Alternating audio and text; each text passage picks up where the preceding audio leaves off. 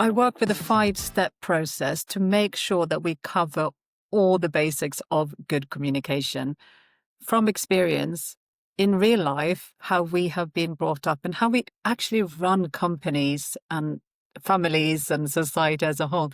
We do perhaps step 1, so, possibly a bit of step 2, but that's it.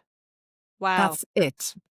And we wonder sometimes why life feels so challenging and why we got so much to do, and that our to-do list just keep growing and we not prioritizing ourselves, etc., etc. So I'm circling back to your question to start with, actually, of what is meant to me and how it works, because that's what I still stick to this day. 5 steps, and I lead a quiet life. Yeah, but it sounds so simple. Mm. 5 steps, 5 kind of key points and methods to think about in terms of communication, and that we are doing perhaps 1.5 of them at best. Yeah. And I wonder, I mean, you are kind of post-enlightenment now, and you are the epitome of calm and tranquility in my eyes. But I wonder what difference you think it would make in this world, for everybody, but I suppose in the context of this podcast, for mothers who are trying to run businesses, if they were to deploy the other 3.5 points, what do you think is on the table for them to take advantage of if they were to learn more about this? Such a good question. I get almost a bit overwhelmed with this thought of how I wish so deeply, out of pure love and compassion, that we could all communicate like this, because it would enhance our lives no end.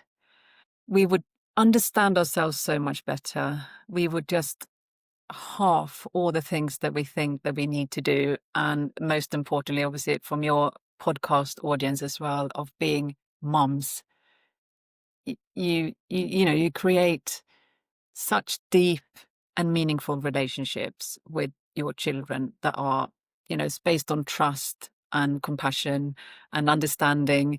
And as we pointed out as well, of empowering your children to come up with their own solutions in a very nurturing way. And that in itself gives back to you and yourself. So, yeah, it would mean so much to this world. I think it's one of the best things we can actually invest in, to be honest, to become more self-aware and drop all the, I don't know, all these things that we've been taught or think we have been taught, that we picked up over so many years, that are really not needed. In fact, I think so many things that we do are just stopping us from being authentic and leading that natural, calm and joyful life that we are looking for. And it saddens me, Victoria, because just on a sort of a more serious note, perhaps, in my research as well over the years, joy is the one thing that comes number 1 on my list of people that I've spoken to, that people want more of in life. It was outnumbered by number 2 and number 3, which was confidence and peace and quiet, but joy, they want more joy in their life. And that tells me something. And we can have that. And joy may look different to all of us, but joy for me is like being totally present and being able to feel I have choices to do what I want also in my life, and how I spend it and with whom and in what way.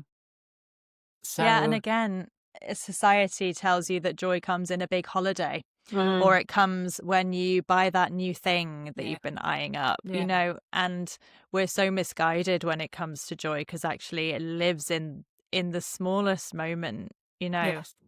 And as a mum of young children, it's most of my joy is just when they do something funny, Yeah, or when they say something adorable, and all the other stuff just kind of melts away in those moments. Mm. And obviously these things, your triggers for joy change over the years, but it's the points of connection, and actually communication is at the root of all connection. Yeah.